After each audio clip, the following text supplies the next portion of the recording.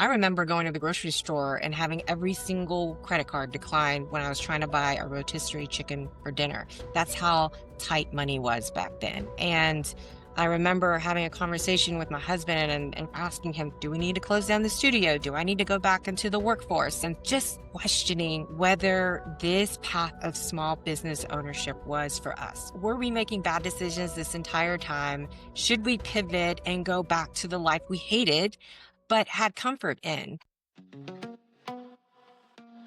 Hello and welcome to My Great Pivot, the podcast where we talk to female founders in all stages of the entrepreneurial journey.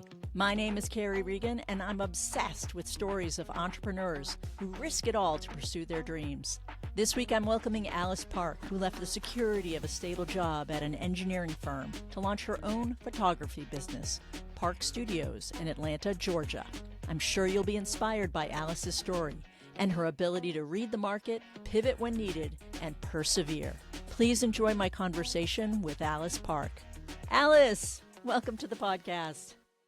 I'm dying to hear your story of what drove you to leave the comfort of a really secure job in a really secure industry and do this. Well, I grew up with entrepreneurial parents. I just kind of always saw them chasing after their dreams, especially my father. And his story is very remarkable, actually. He left his small hometown in Taiwan at the age of 14, which is my son's age. It's crazy. With just a middle school education. He knew he did not want to grow up on a farm like the generations prior to him. And so he left that comfort, went off on his own to the big city. And he had one connection, which was a grocery store owner who hired him to be like his right hand guy. So at 14 years old, he went to the big city and then worked his way up. And he did a few years in the city and then got an opportunity in Japan, which allowed him to get some restaurant experience. He started working in the restaurant just behind the scenes. He met some people that led him to New York City. He was working as a dishwasher there. And then, just like opportunities kept coming his way. He took them when they came. It led him to just pretty much build an empire. He met my mom in Florida, and then the two of them went on to build 26 restaurants across the Southeast. And so I pretty much grew up in that hustle, hardworking environment. I grew up in the kitchen alongside my parents. And as they were traveling and building and scaling and all of that, I got to see it firsthand. And I just knew I just loved what they were doing. And I was so inspired. I knew I needed to find my path, and I wanted that energy in my life. 26 restaurants. Not speaking any English. Really, it was a different time then. The way that they did business then is different than the way we do it now. But he just made it work. He worked harder than anyone else. And my mother just complimented him so well. She was so genuinely interested in people and doing business together. And my father was just making it happen behind the scenes. And so it's just a remarkable story. I was very inspired by them. And then I wasn't risk averse. Like I always just leaned into the things that excited me, just like my father. And I knew after the first year of working in the corporate world, it just wasn't for me.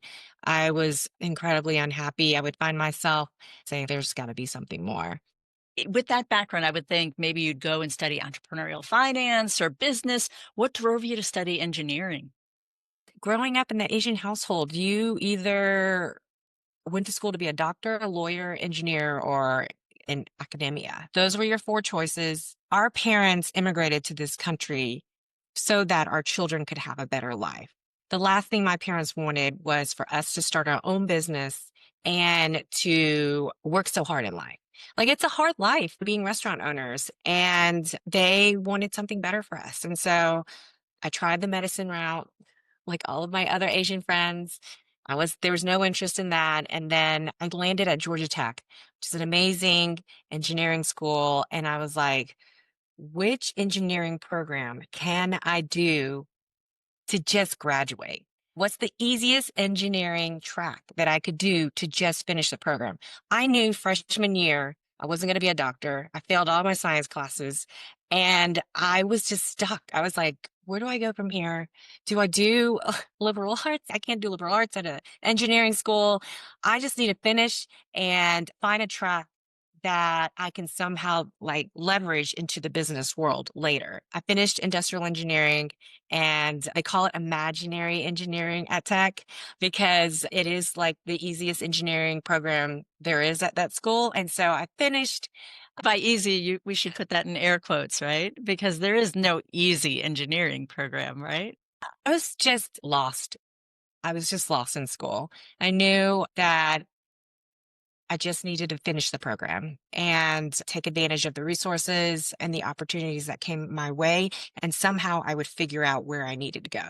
And I tell everyone that's in their 20s, that's what it's supposed to be about. You're not supposed to have it figured out your freshman year in college. You're supposed to try a little bit of this, try a little bit of that, and lean into what you're most passionate about. And so I've always had an interest in photography. My father handed me a camera when I was 12 years old.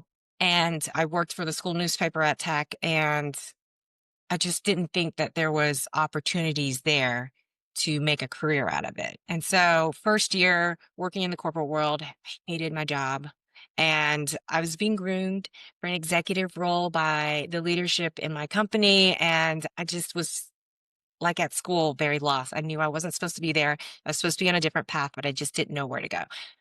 Then I met my husband Q at a happy hour. I was out with some colleagues and he came out as well. He was actually in a graduate program, had nothing to do with work. It was just mutual friends.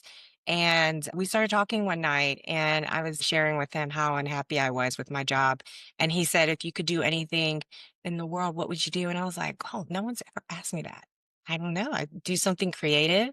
I really love photography. How amazing would it be to like travel the world with your lens and to photograph people? I always love connections I make with people. And so that would be really exciting to me. And so he said, well, let's figure out how to make that happen. That was the first night that you met him that he said that? It's the first. Did you go home and say, I'm going to marry this man? Did not because I was actually dating someone else at the time. But there was definitely a connection very early on. I just loved the way he thought and I loved his perspective and everything. He was just so interesting. And to this day, we love most about each other talking with one another and the conversations that we have. And so that conversation definitely sparked the momentum that would come after. How long had you been working in the company at that point?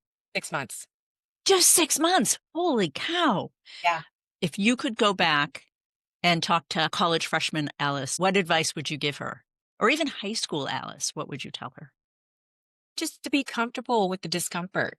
I think that I look back at my college experience, and while I was there, I was uncomfortable. I was stuck. I was Mhm.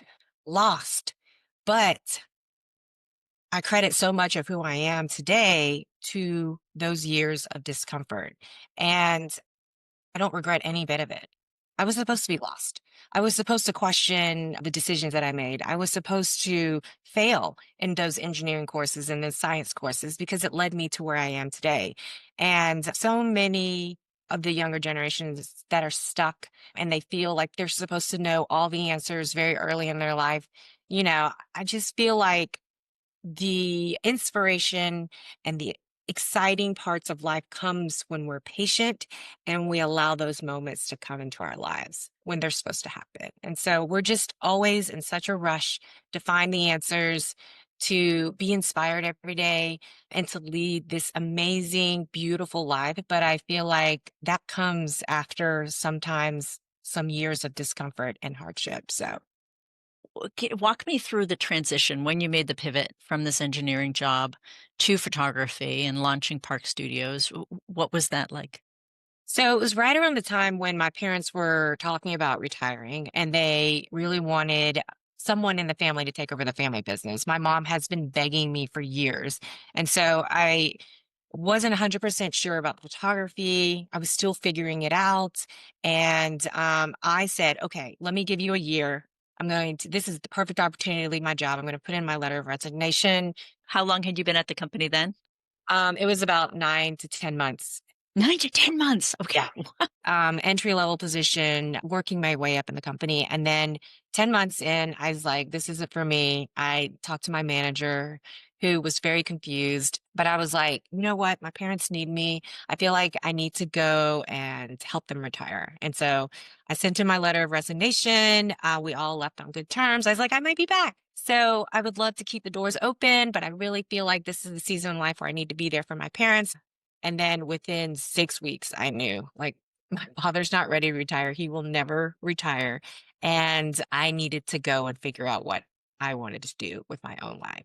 And to my mom's disappointment, who was very much looking forward to me coming down and taking over the family business, they just both were like, Alice, you need to go find your thing. And my father, of course, being the very entrepreneurial, just like spirit and cheerleader that he was like, Alice, what do you need?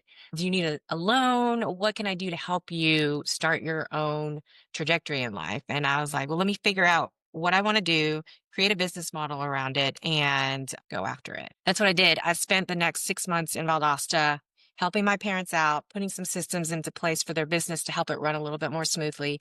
And then I put together my own business plan. And I was doing long distance with Q, my husband, who was also on the phone with me late at night, like helping me calculate numbers. I had my spreadsheet and I was, projecting $1 million business within the first couple of years. And he's like, let's be a little bit more realistic here. And I remember having this business idea, which I got in Asia. Like I saw and was inspired by a business model in Asia, and I wanted to bring it over to the States. And I was like, this is my time. I need to just go full force. I'm 24 years old. I don't have the financial burdens that most people do when they start their own business, like children and a mortgage and all of the other responsibilities. So I just need to take advantage of it and just lean into this 100%. Amazing. And you talk about putting together a business plan. Did you have a business background at all or any kind of formal training? I didn't. I did take advantage of some local classes that were offered in Valdosta at the time. I was there for about 8 to 9 months. And so I took some like accounting courses. I did take a course on how to legally start a business. You teach yourself, you find resources online and you figure it out. I didn't have any formal business education background, but I did watch my parents as they continued to like build their empire. What you learn in business school can actually be hindering for a lot of entrepreneurs because it sometimes limits them from thinking outside the box.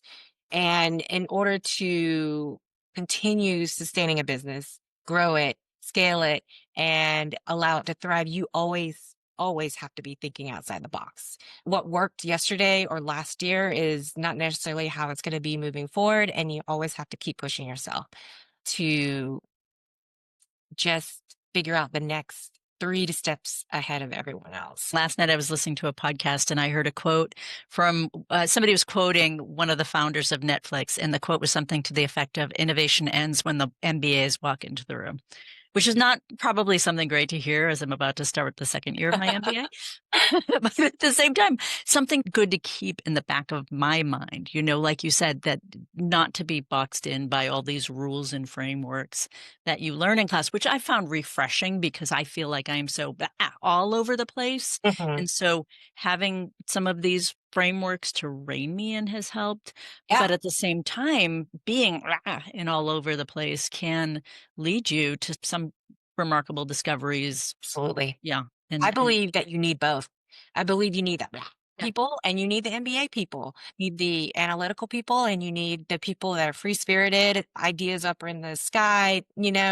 That's why my husband and I work so well together. He is the calculating, analytical, cautious, risk averse. Let's think through every possible scenario before we make a decision. And I'm already like jumping feet first, figuring it out on the way and making a lot of mistakes on the way, picking up the pieces along, and we work really well together. I read a article about the founder of Netflix, and he was a brilliant thinker, and he also looked at success in a different way, and he needed those people with the MBAs and the years and years of experience to get him to what his vision was. Yeah.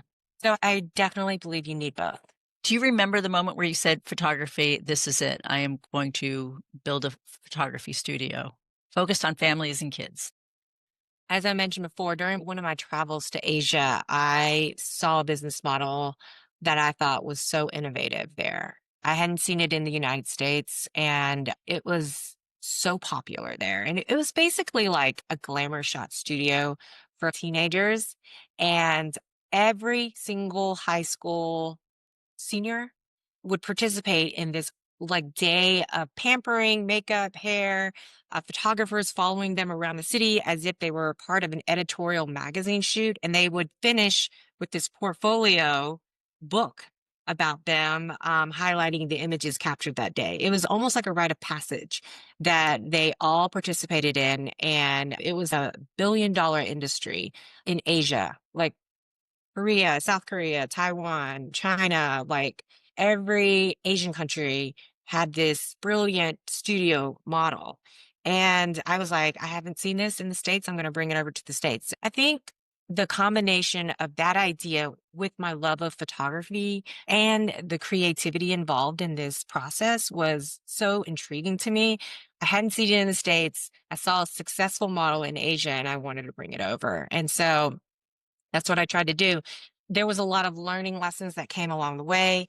Asian kids are very different than American kids. You go to Asia and you talk to a high schooler there. They don't generally wear a lot of makeup. They very rarely put any effort into their appearance. And in America, it's very different. Girls are glammed up every single day and they go out a lot and they get their hair and makeup a lot. And so the experience of going through that isn't as unique here in the States. Senior girls in high school in the States wouldn't necessarily participate in this experience because it is almost like their everyday. And so I realized hitting the teen market in this photography experience wasn't something that was going to be as popular in the States. And so this was when my husband's sister had a baby.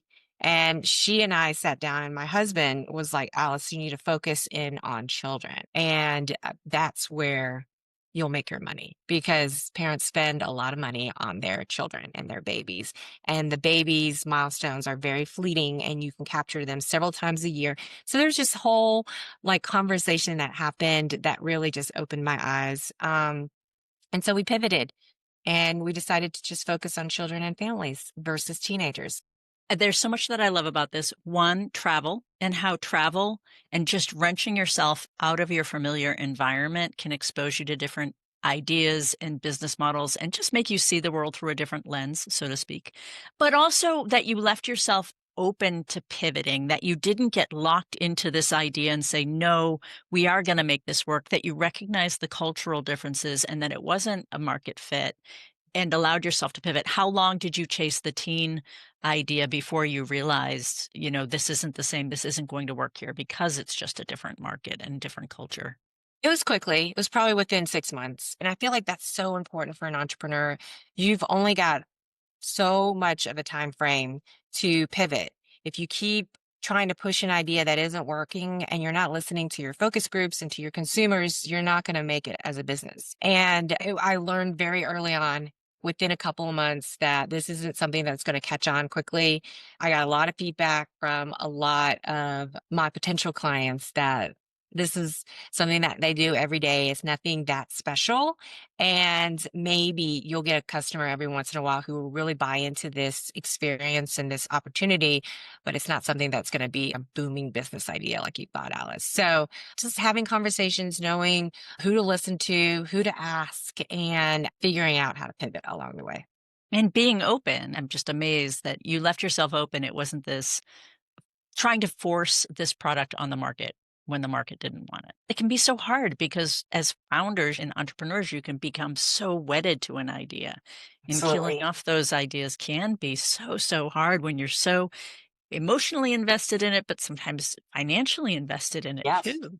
Yeah. And it's sometimes not a matter of it being the wrong product, but it being the wrong timing. Maybe the market is not ready for your product, or maybe the region that you're marketing to isn't ready for it. There's so many factors that come into play, You just really have to listen to your consumers, and they always need to be innovating and figuring out next steps and testing and trial and error, and then leaning into the things that really spark. Because if you keep putting out, producing, creating, and innovating, you're going to land on something, something is going to hit, and you just have to keep working hard toward that. It doesn't end just when you do that first business plan. The real idea that hits might be 12 business plans later, Yes. right? Even my Yeah. photography business has transitioned so many times in our 20 years. And I've seen the industry go in 5 million different directions with the onslaught of digital cameras and, of course, the iPhones and all of that. And so I've really had to pivot so many times in our photography business that just we've rid the whole roller coaster ride. I can imagine like your biggest competition isn't necessarily other photographers, but that little box that we all keep in our pocket Yeah. where people are chronicling those moments of change every day of their lives, right? Absolutely. I've realized in the last 5 years that photography has shifted from being a luxury to being a commodity. And we've had to shift our business model as a result. It's still just as lucrative and it's just as successful as it was before. It's just completely different. And I've seen a lot of photographers in our industry go out of business because they weren't able to shift and they were trying too hard to hold on to a model that just wasn't serving their clients anymore. And so, yeah, it's hard. It's not easy. What are some of the ways that you've shifted? So, right before COVID hit, I started to notice a shift in our bookings and our numbers as all business owners were experiencing at the time. And I just surveyed my clients, and I'm very thankful that I have a very engaged social media audience.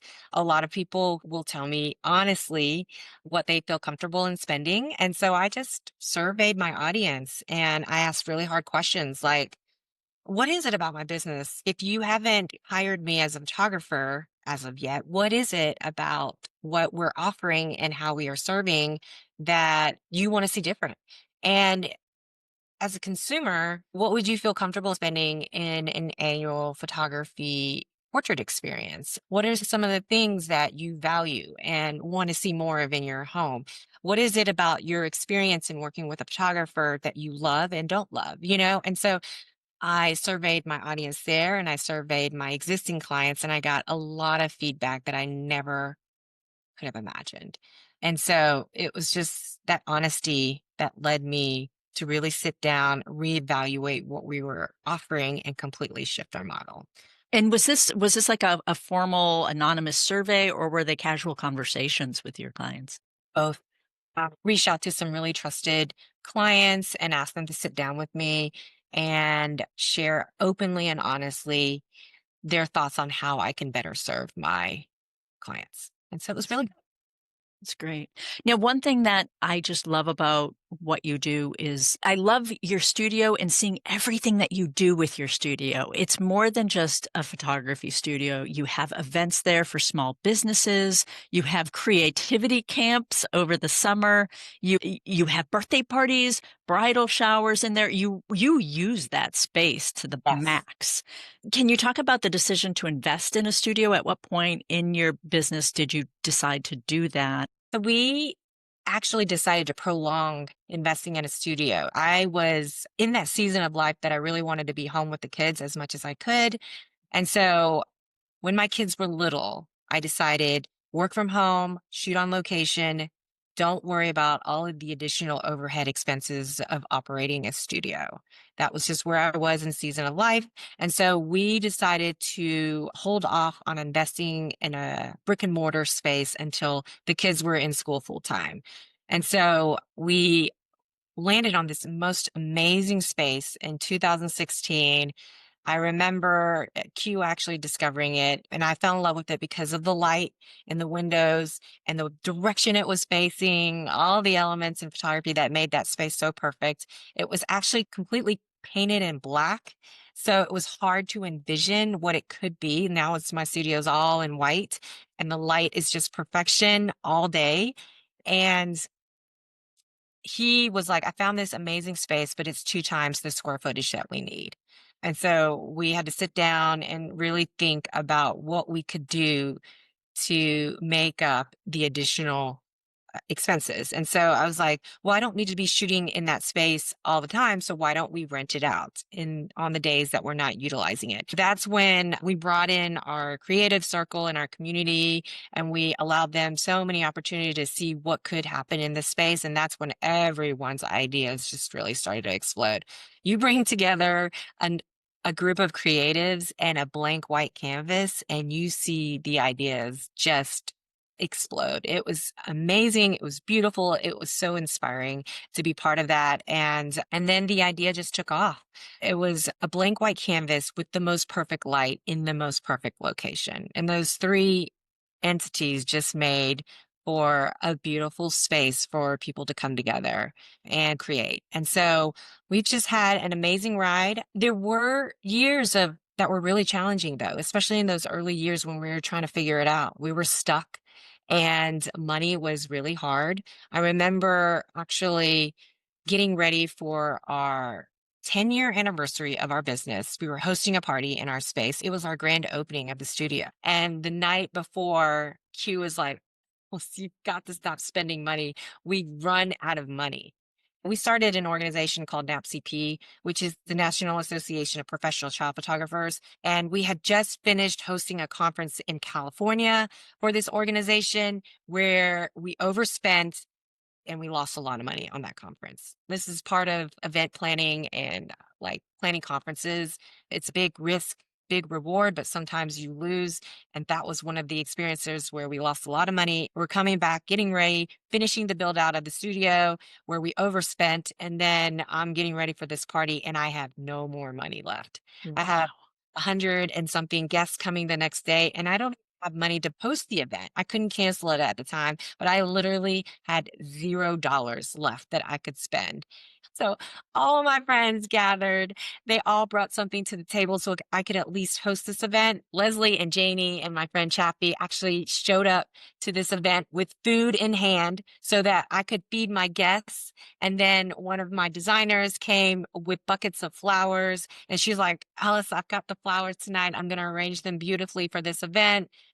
It ended up being a beautiful evening. It was a celebration of friendship and of all the hard work that led to that moment and all the things that we would create and do and host in that space. Was Q working full time for the business as Yes. well? Or okay. And at what Yes. point did he come on board full time? Early, Early. within the first year almost of business. Wow.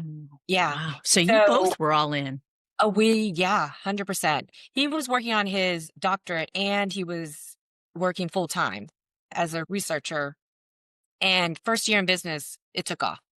And I was like, "Hey, I'm gonna have to shift something. I'm gonna have to bring on a lot of help." And Q was like, "You know what? I'll put my dissertation on hold." He was all about dissertation. And he was like, I'll put it on hold. I've got 10 years to finish that thing. And he went in full time and we just continued growing and scaling the business. And then, of course, time passed. He lost his opportunity to finish his dissertation, which he still talks about today, but he doesn't regret it. Like we both are exactly where we're meant to be. And this very much is a family business. And yeah, I couldn't have done it without him. It's amazing how much your community has contributed to this, how much you're finding that ideal partner too has contributed to the growth and you finding this business and you finding what you were ideally suited to do. Yeah. If you ever had moments of doubt, I suppose for you and Q, that was it. How did you find the tenacity to push down all those feelings of doubt and push on?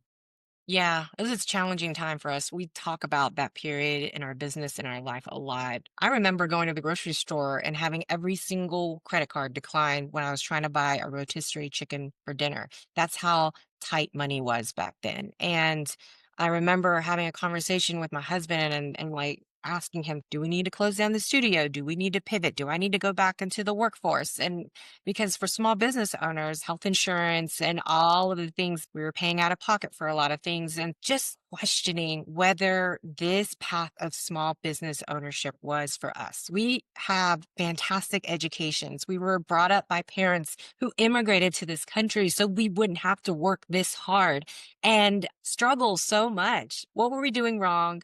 were we making bad decisions this entire time? Should we pivot and go back to the life we hated, but had comfort in and was more secure in? And so those were the really hard questions that we had to ask. And ultimately, we had to have more conversations regarding our existing business model and figure it out. We was just like, you know what? Let's spend another year just trying to figure out what our consumers want and what our market is ready for. And let's just push really hard through this and do everything that we can to try to make it work in the next year. And if in another year we're still in the same spot, then we'll reevaluate. And so having those really difficult conversations and really just asking the hard questions of what we really want out of this helps us make the best decisions for our family. Because that was a period that was very different than when I started. I didn't have children yet, and I was able to take bigger risks in life. But then 10 years ago, when we were relaunching our studio and having this grand opening and money was so tight, I had to ask harder questions because I had more at stake. I love that you didn't make a knee jerk reaction. You gave yourself that year. Even when you started and you said, I'm going to give this 6 months to a year and see where it leads. I feel like so many people get caught up in the doom spiral Yes. and they make knee jerk reactions and they throw everything away too quickly. So, Right. having that tenacity and that presence of mind to believe in yourself and believe in your idea and give yourself that time, I think it really takes a lot of fortitude. Were you able to be honest with your parents about your struggles during that time and get any advice? Or was it like, no, no, no, everything's great, mom and dad, because you didn't want to worry them? How was that relationship? No, I have a very close relationship with my parents, and they're one of the first people I call when I'm having struggles in any department. And so I love that they understand me more than anyone, and they understand the struggles of small business ownership and the hardships that come with it. It's part of the journey, it's part of the excitement. And they know and understand that when there are years of hardship and discomfort, you really have to sit, you have to listen, and you have to be patient with what's to come. Don't make those knee jerk reactions. Don't ever make big decisions when you are in the highest of highs or the lowest of lows. So that they understand more than anyone. And so they just knew that we had to sit through this discomfort. We were going to figure it out and we were going to make the best decisions for our family. And today, your business is in a great place. It's in a great place now. They must be so proud. They are, and, it's funny, Carrie, because when I started, my mom was so against it. She was doing everything in her power to stop me because she thought I was making a huge mistake, and I look back, and I'm such a people pleaser. I wanted to make this business a huge success so I could prove my mother wrong, but all along, I just realized she only wanted what was best for me. She was my biggest cheerleader, just like my dad, and, she couldn't be more proud, so So then when I see these events at the studio, how much of them are events that you yourself organize and how much of it is part of that creative community coming in and leasing the space? So, as we started to pivot and we started to scale back on me being the primary photographer for the business to hiring a team of photographers so that we could execute these signature portrait events like Santa, like Easter, like Mother's Day, we started leasing the studio out less and less. We still have our circle of creatives in the community who will use the space to host things that they want to do, like workshops and small events and showers. But we stopped marketing that because the signature portrait events were doing so well. And so I would say right now we're at 75 to 80% our own events in the Wow. studio. Yeah. It was a huge shift in our business. We started to see the numbers completely transform when we shifted to doing more of these and less the luxury model of the portrait experience. I imagine it's easier for you in a lot of ways too. You don't have to be running off to all these environmental photo shoots, worrying about weather, Yes. worrying about having to reschedule because the weather and then have all these schedule conflicts. You are in one space that you really can control. Yes. And And and Mhm. just crank those people on through. Yeah. um, I mean, I hate to say that, but yes, I know. I don't mean we to. have Yeah. perfected the experience, you know? It Mhm. doesn't feel like something that is more like an assembly line. It feels truly like a unique experience that everyone experiences differently when they come. But, you know, over the last 5 years, we have really perfected every little detail of that, and it's worked for us. And I know we're gonna have to shift it again and continue to improve it, and there's gonna be a moment in our industry where it's gonna shift again, and we'll have to change it to something completely different again, but that's the fun of it. Well, and this is what I love about your model too. And I haven't been to any of these events, but just seeing the coverage that you have on social media, and we got to get to that because your social media is astounding too. But these are not your Kmart Santa photo sessions where, again, they just crank people through. You really curate an experience for Yes. people. And I think that makes such a difference to people too when you go with Santa. Yeah. And it really is a full 360 experience. It's not just now it's your time in the booth sitting on the man's lap.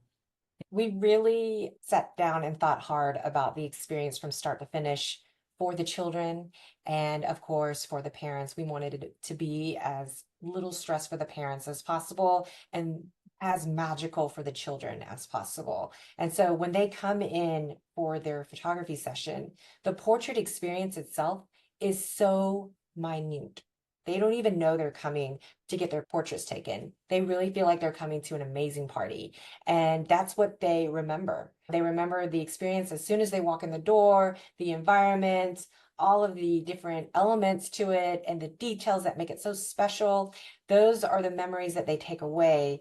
And then, as a bonus, they get some beautiful portraits and photographs. So you really sat down and you thought through what are the pain points for the parents in this situation? What are the pain points for the kids? What are the elements that keep the parents from getting great photos, which also makes it difficult for the photographers as well?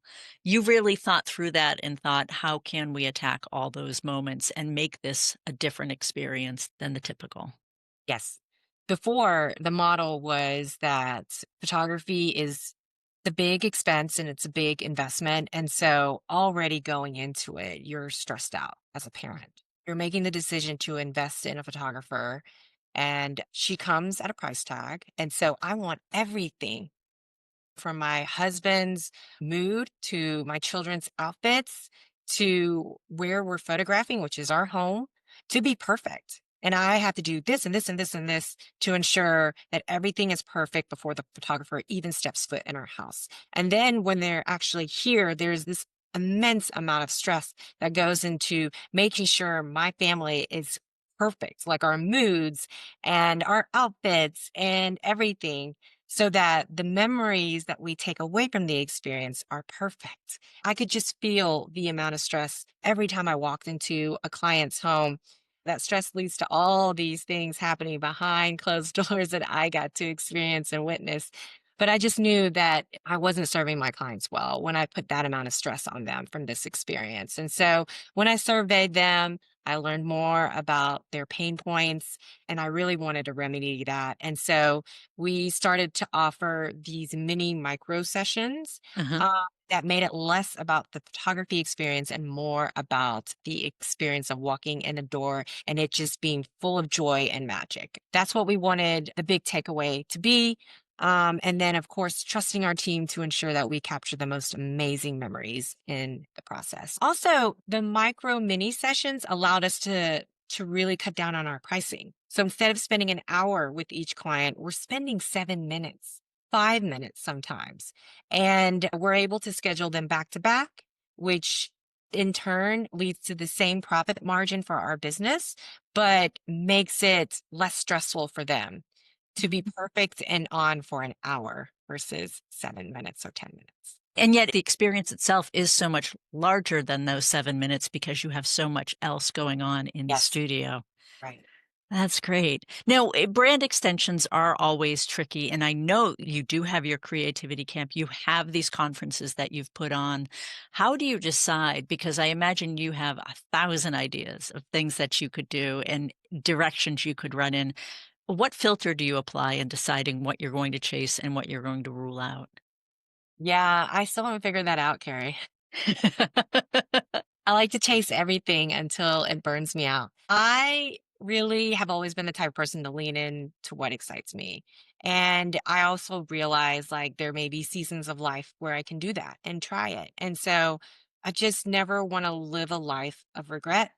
If there's something that really excites me and I really want to try, I go after it. And there's like a formula in place to building a brand and marketing it in front of the right people and building an experience around it and launching it. And so over the last 20 years of doing business, I've figured out that formula.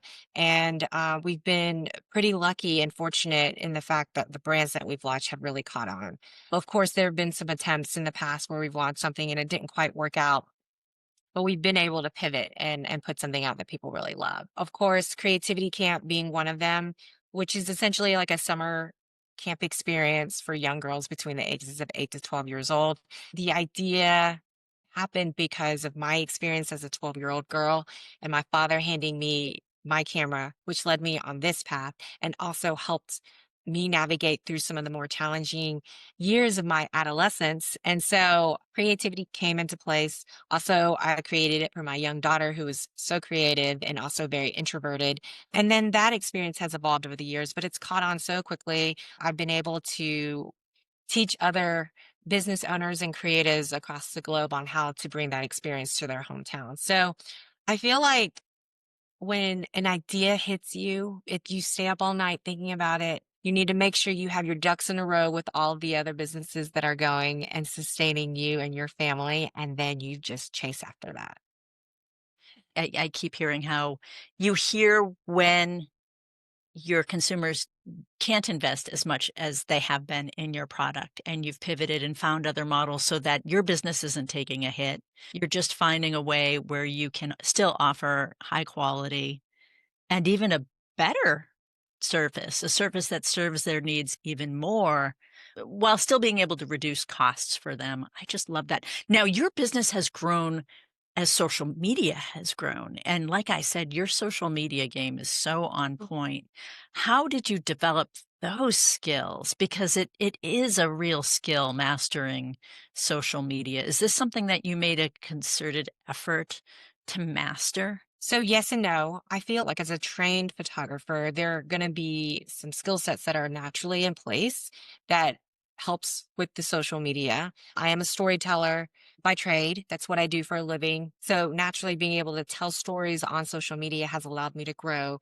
And then some of the things that I've had to learn and figure out and study are like the algorithm and how it works and trial and error of when to post and measuring the engagement that comes from that and really studying the metrics, how often I post, when I post, and when that converts over from followers to clients. And so I've really had to just really pay attention and allow this tool to be an extension of who I am as a brand. And so also really just leaning into having fun with this. If social media is something that is painful or challenging on a daily basis or something that you have to spend hours and hours and hours doing, I don't think it's something that you need to be investing in yourself, your time. You need to be like outsourcing it to someone who does do this effortlessly and has fun with it. Because when you are forcing yourself to post, it comes across and your audience sees that. And so, I have just had a lot of fun with it. It has allowed me to connect with so many more people. I view social media as my community.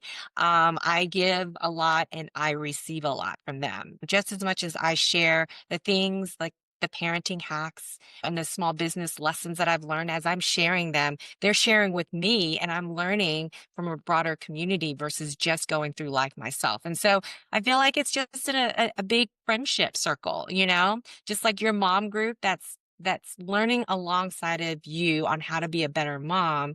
This circle of social media followers have become my circle of friends. And so I'm loving it.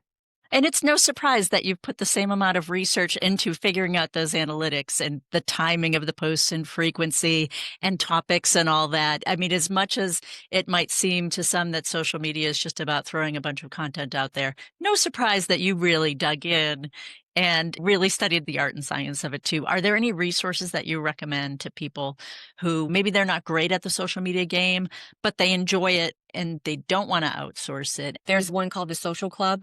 It was founded by a good friend of mine here locally, and she does a lot of trainings and teachings. Her platform and her site is a wealth of inspiration and education that she freely shares with her followers. And so I feel like finding something that or a resource that interests you, also don't be afraid to just Google it.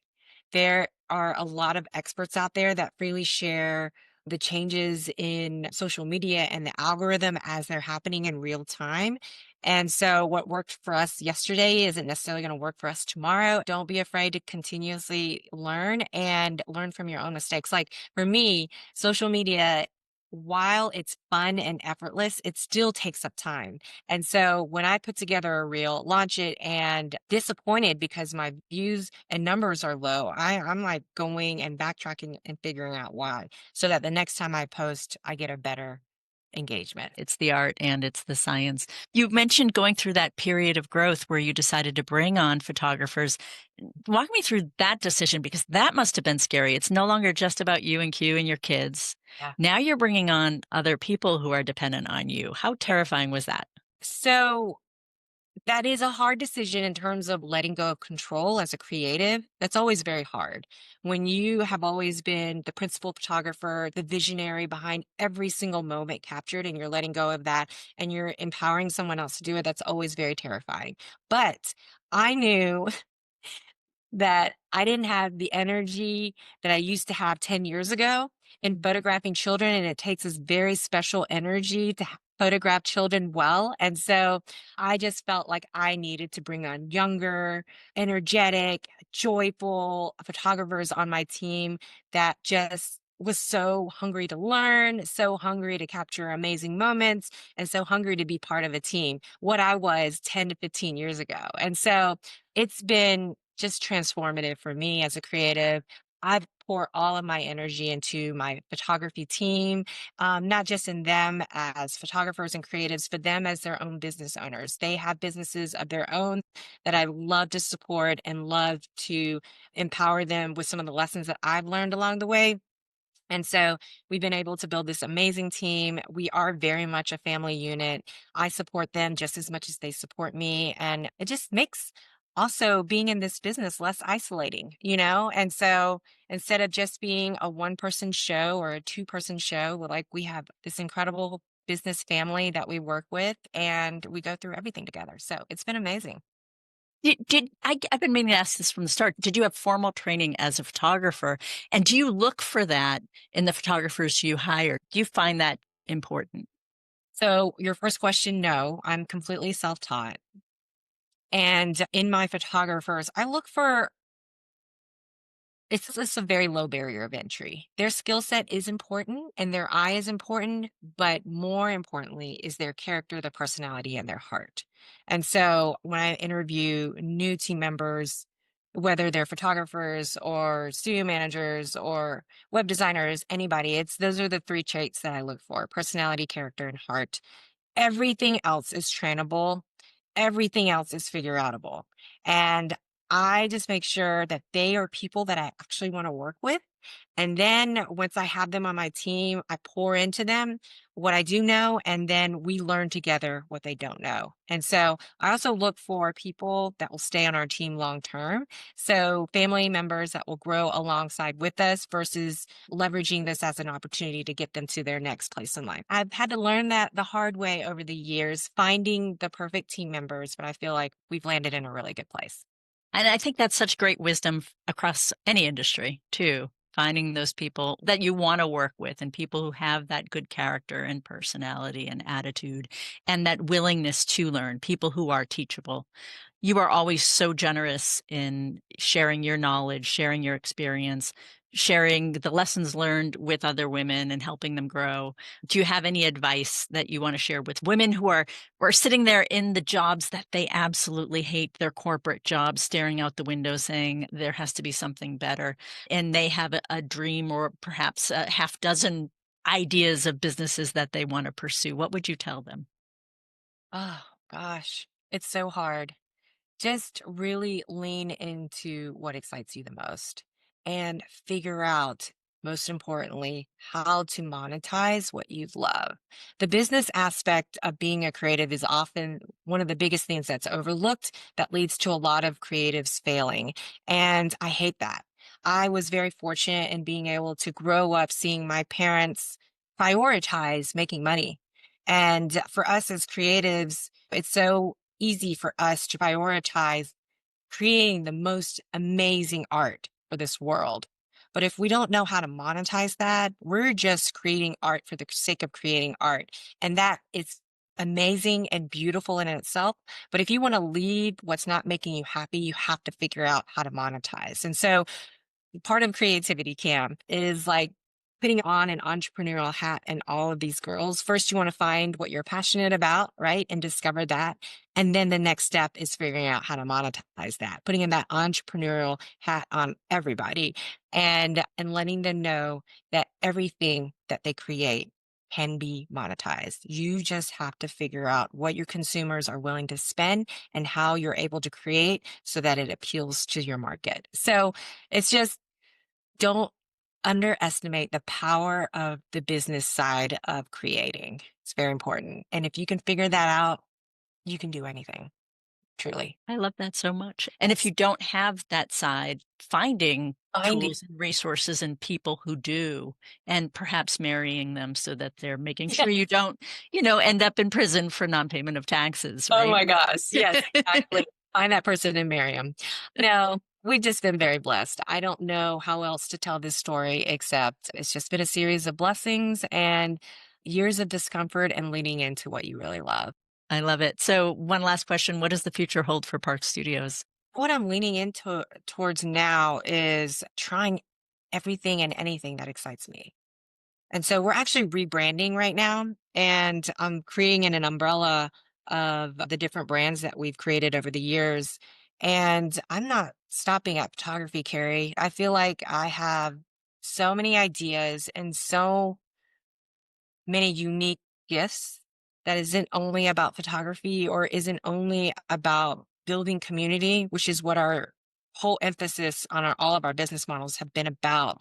I'm really just leaning into all the things that I want to try. I feel like life is too short. And in a lot of ways, it's scary to kind of start over and try things that you know nothing about, or you have to start from scratch versus being 20 years in a business that's so comfortable and working and like, on autopilot. But I feel like I've done my work in what we've created. It's running so smoothly and I've got my eye on it and I'm managing it well. And I've put the perfect people in place for it allowed to run well. And now I'm leaning into trying new things and discovering new things that excite me. So I I love don't know what that looks like yet, but I'm excited. I love it. This has been chock full of so many great life lessons, so many amazing business lessons as well. Thank you for your honesty, for your generosity of time, and for sharing your wisdom. I so appreciate you, Alice Park. Oh, I appreciate you, Carrie. This was fun. Thanks for having me. Thanks again to Alice Park for sharing her story. I was so impressed with her ability to find value in the difficult parts of her journey, a good reminder to us all. I also appreciated how she was able to read the market and distinguish between an idea that wasn't working, like those glamour portraits for teens, and one worth hanging on to, like the purchase of her studio space. Want to learn more about her creativity camp and holiday micro sessions? Go to parkstudios.co. If you enjoyed this podcast, please like, share, and subscribe. Want to share your own entrepreneurial journey? We'd love to hear from you at thefemalefoundersproject.com. Thanks for listening and keep innovating.